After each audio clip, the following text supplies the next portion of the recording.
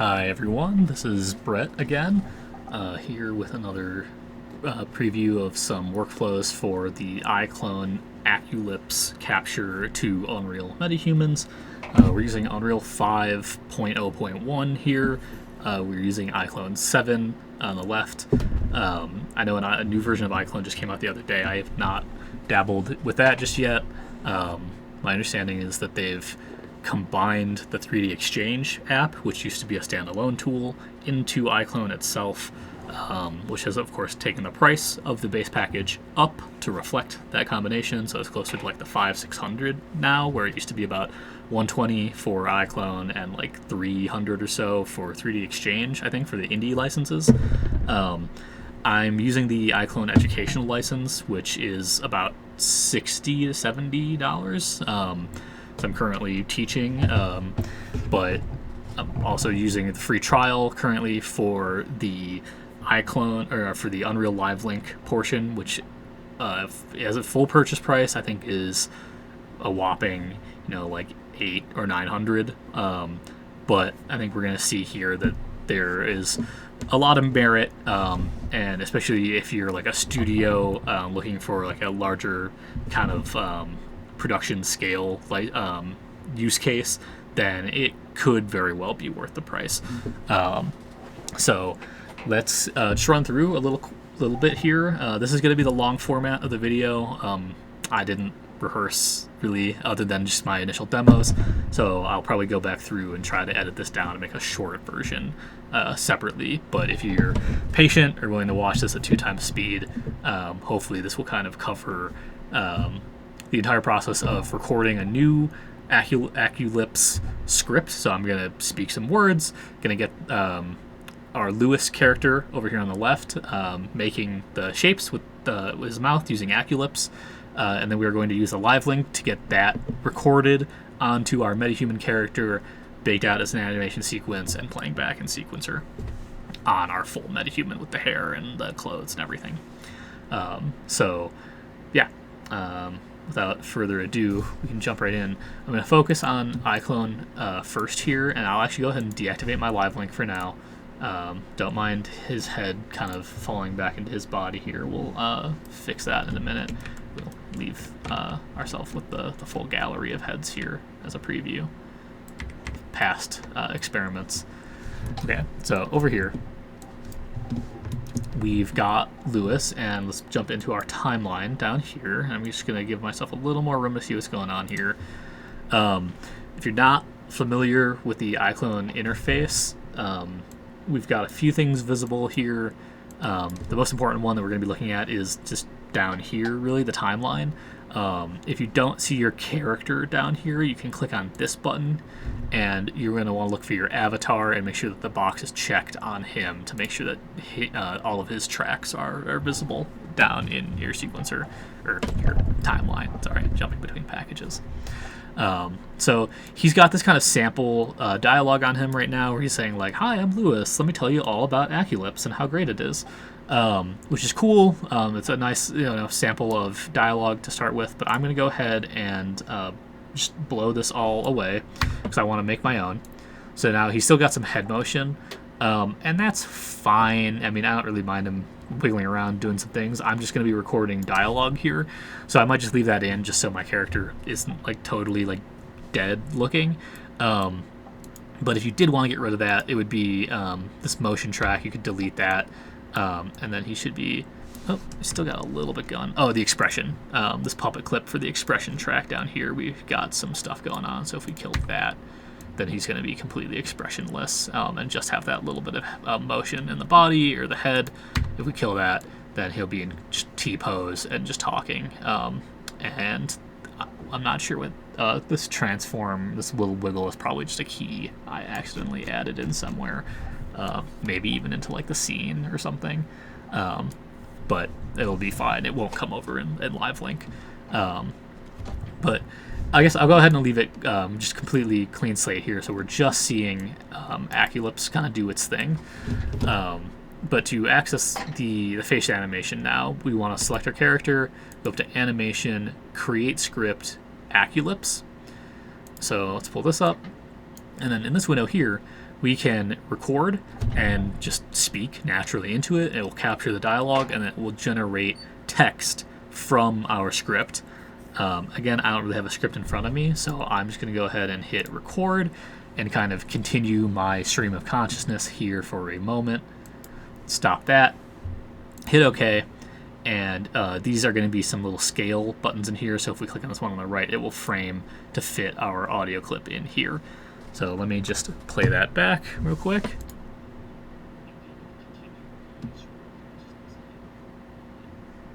All right, so there we go. We've got a little bit of a dialogue clip. From there, we'll want to hit generate text.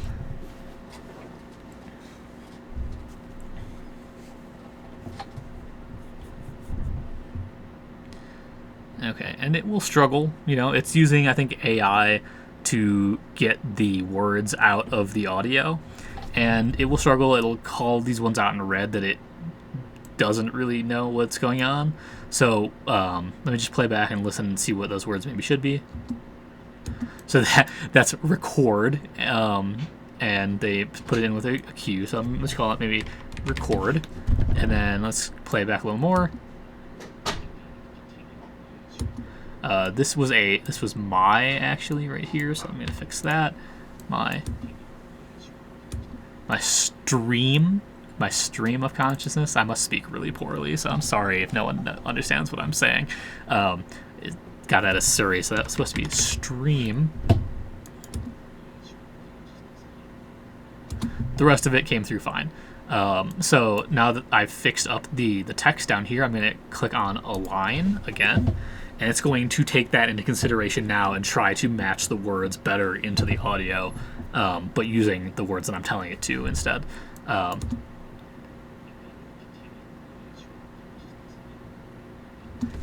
And it scales them, you know, it tries to fit them into the amount of times as well. And now from here, this is where the magic happens. It's going to take these sounds, or these words, this text, and break them down into a combination of the different visemes, the mouth shapes, the visual shapes the mouth makes to correspond to the sounds. And here we go. So let me go ahead and set my out time for my playback. So I'm going to click on this button here. This is set end frame. And I can zoom in a little bit. I'm holding Alt and mouse click, or Alt and left click to kind of scale and navigate my timeline here. And let me just play that back.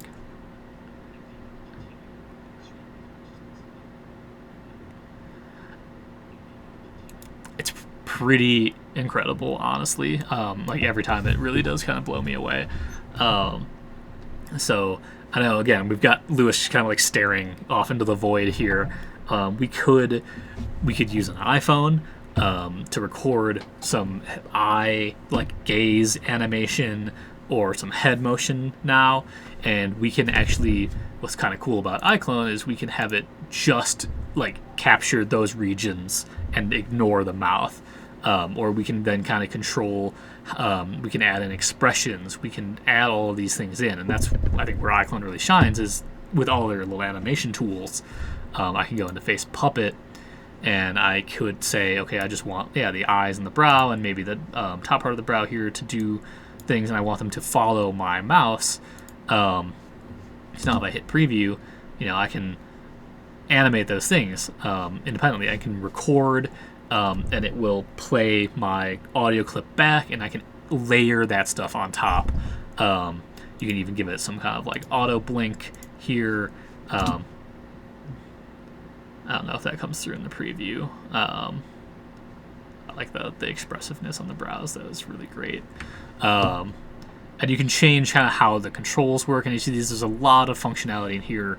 You can define different animation profiles or select from their presets here, and that's not, they also got the actual moves, like you can mix specific motions in here. These are primarily for the body, I believe, but there should be one face key here. It's going to be kind of the same type of thing for individual shapes for the mouth. You can add these in, and again, they'll be on top of everything else. So if you need like a more expressive tongue motion to accentuate one sound or another, you have control over that.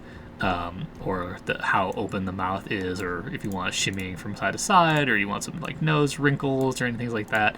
And then the expressions is where you've got the really cool stuff. So you can blend those in on top of the visemes and get this really, kind of like realistic, believable set of expression. So if you just want them to be like happy the whole time they're talking, you can just do that, and then he's just happy the whole time he's talking. And they've got a whole bunch of different ones. So surprise, fear.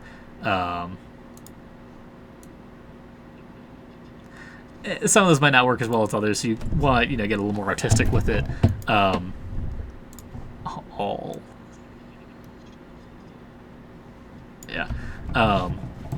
Or you can grab individual muscles and try to move them around and kind of control what they're doing. So I'm going to set this back to none. I just want the face animation for now. Oh, the auto blink, it did keep that in there now, so I guess that's stuck.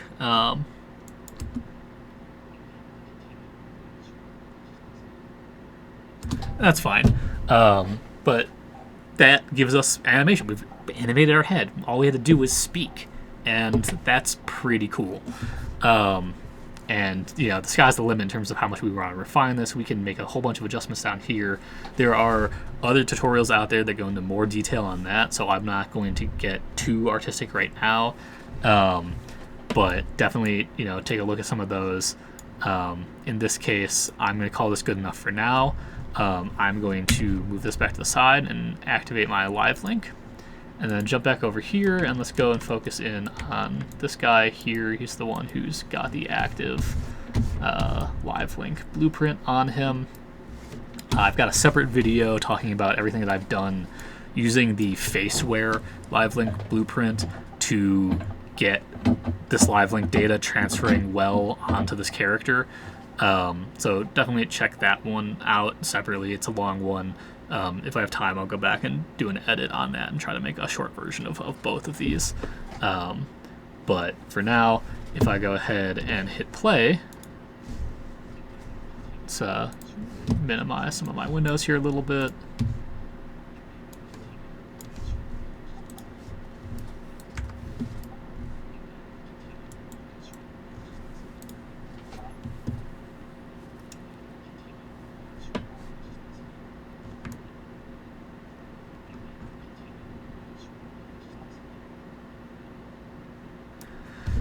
Yeah, so I mean, there we go. Let me turn my desktop audio back up here. Kind of continue my stream of consciousness. There we go. Here, so I realized that the audio for when I was doing the playback might not have been coming through before, but here now we can jump through. You can kind of see how this is coming across.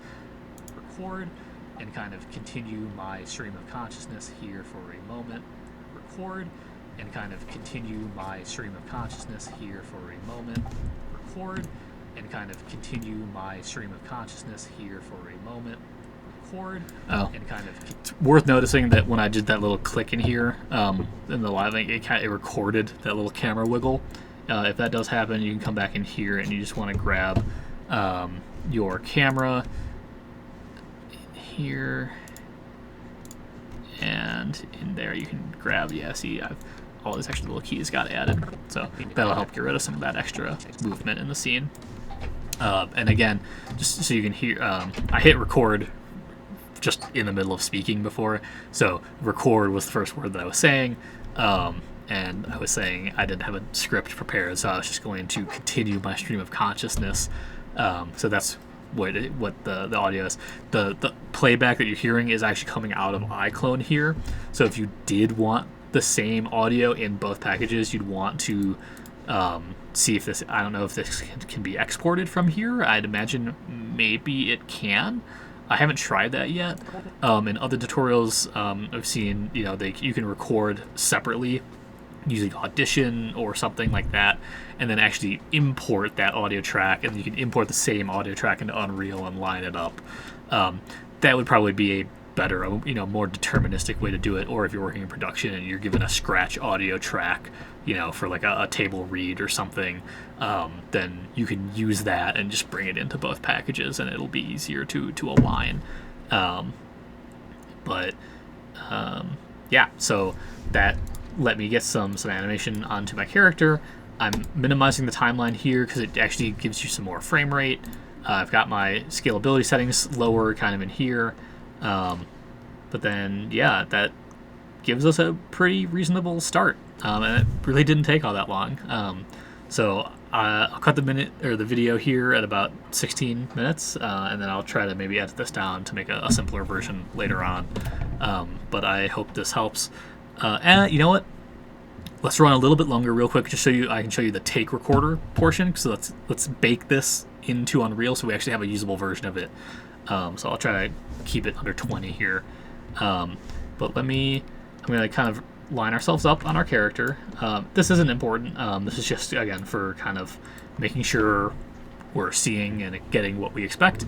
And then in Unreal, we want to go to our Windows Cinematics Take Recorder. That's going to give us this guy. I'm going to go ahead and minimize my outliner and details panel, just so I can focus in on these a little bit. I've got my Livelink panel down here, and my Livelink curve debug UI here, which is really handy. To get this, you just have to enable this as a plugin, by the way. It's in there by default. It just has to be turned on. You might need to restart Unreal. But it's super, super helpful for, you know, seeing what's actually happening with Livelink, what curves are actually coming through from your subject. And with regards to the other video where I was setting up the blueprint and everything, this was, you know, a godsend in terms of actually lining everything up. Wouldn't have been able to do it without that. So when you open Take Recorder, it will open up Sequencer. Don't close it. Just leave it open. I've just kind of tucked it behind here because I don't really need to see it. But then what we want to do is we want to go into play mode. So I'm going to hit Alt-S to enter play mode over here. I'm actually going to go ahead and drop my scalability down to low just to get my frame rate up as high as possible. You can see we're kind of hovering in like the mid-40s here. It might be because I've got OBS going. And we're getting up to the 50s in some cases. But this should be fine. I should get a pretty good capture here.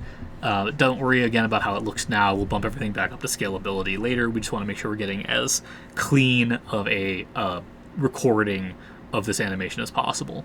So from here, I'll go ahead and hit the record button. Oh, it's telling me right now, hey, there's nothing to record. I need to go into subject and I need to pick my actor. I've got, you know, my whole little line of talking heads here. I'm pretty sure I know that this guy is, in fact, I just closed my window for the outliner. Pretty sure he's preview 3, but maybe I could also just do a quick, no, it's not going to show me either. Let me just pull up my outliner again real quick.